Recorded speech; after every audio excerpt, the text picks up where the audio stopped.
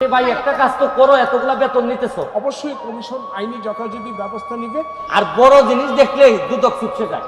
না, বড় ছোট বলে কিছু নাই, দুর্নীতি দুর্নীতি। সাবেক আইজিপি বেনজির আহমেদ উনার সম্পদের একটা ফিরিস্তি কালের কণ্ঠে দেয়। তো উনার সম্পদের ফিরিস্তি এত বড় যে কোনটা আগে বলবো কোনটা পরে বলবো এটা আমার মাথায় ধরে না। তারপর দেখলাম যে 800 বিঘা 600 বিঘা প্রায় 1400 বিঘা তো আছে গোপালগঞ্জের এদিকেই। তো আমার কাছে মনে হয়েছে যে এইসব অভিযোগ তো এটা তো আর মনে অস্বীকার উনি করেন নাই যে এই জমিগুলো আছে। তো আমার এলাকায় আমি বলে আসছিলাম যে কিছু লোক আছে অনেক সময় যে জায়গায় যায় কিছু পয়সা করে থাকলে একটা করে বিয়ে করে আসে, আর এই উনারে দেখলাম যে উনি যে জায়গায় গেছে মোটামুটি জমি জমার মালিক হয়ে আসছে।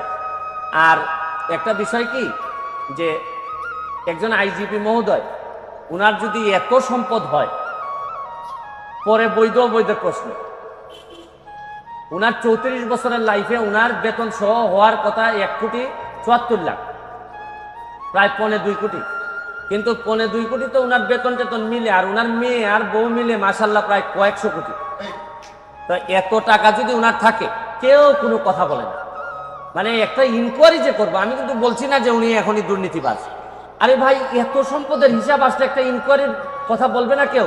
আপনি দেখবেন যে 31 তারিখে রিপোর্টটা হওয়ার পর আমি কাউরে কথা বলতে শুনি না, সবাই মনে হয় যে একটা ভয় পায়, ভয় মারা যাবে, নাইলে তারে মামলা দিবে, তারে এই করবে সেই করবে, মানে কি? আর দুদক দুদক আল্লাহ মাহবুব জানে নিজে স্টার্ট তো নিতেই পারে না, ধাক্কায় ধাক্কায় স্টার্ট হয় না।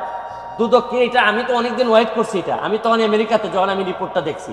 তো দুদক এটা বলবে না, ইনকোয়ারি করবে না? আরে ভাই একটা কাজ তো করো, এতগুলা বেতন নিতেছো, খালি এই যে কাজী আর ওই যে সাব রেজিস্ট্রারের মামলা করার জন্য দুদক আসে নাই তো, আর বড় জিনিস দেখলেই দুদক ছুটছে যায়।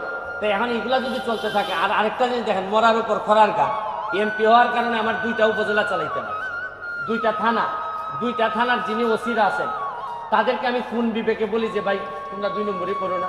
এরা যদি বলে আপনি আমার চাকরি দিচ্ছেন, যারা আমার অফিসার তারা দেখছেন কি মাল বানাইতেছে আর আপনি আমার এইসব করলে চলবে, তা আমি এদেরকে কন্ট্রোল করবো কিভাবে? আবার এসপি সাহেব যদি বলে যে একটা ফোন কাইটা দেয়, আমি কি করব? কারণ যে সম্পদের হিসাব দিচ্ছে তাতে এক ব্যারিস্টার সুমন এমপি না মানলে কি হয়?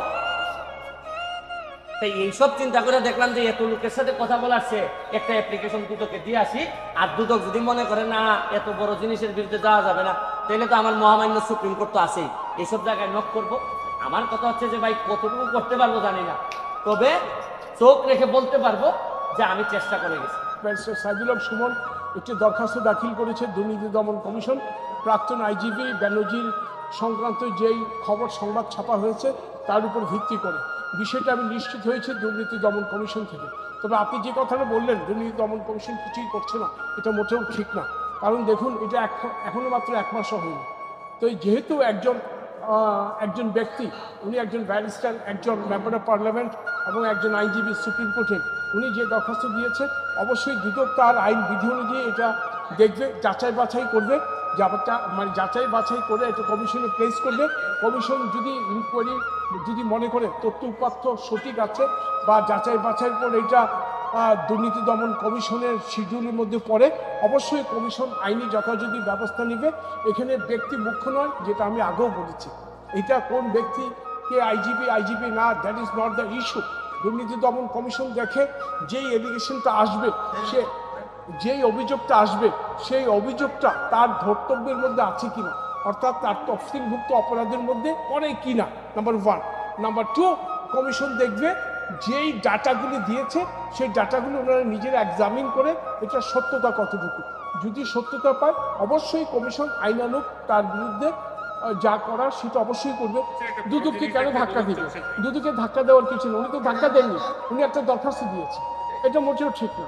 এটা আমি অবশ্যই বড় জিনিস দেখলে দুদক চুপসে যাবে না, বড় ছোট বলে কিছু নাই, দুর্নীতি দুর্নীতি।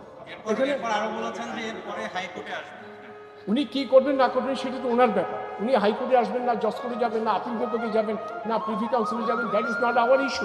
ইস্যু হলো উনি একটা দরখাস্ত দিয়েছে, কমিশন অত্যন্ত গুরুত্ব সহকারে উনি এটা নিয়েছেন। কমিশন দেখবে, যাচাই বাছাই করবে, প্রয়োজন যদি মনে করে কমিশন সিদ্ধান্ত নেবে।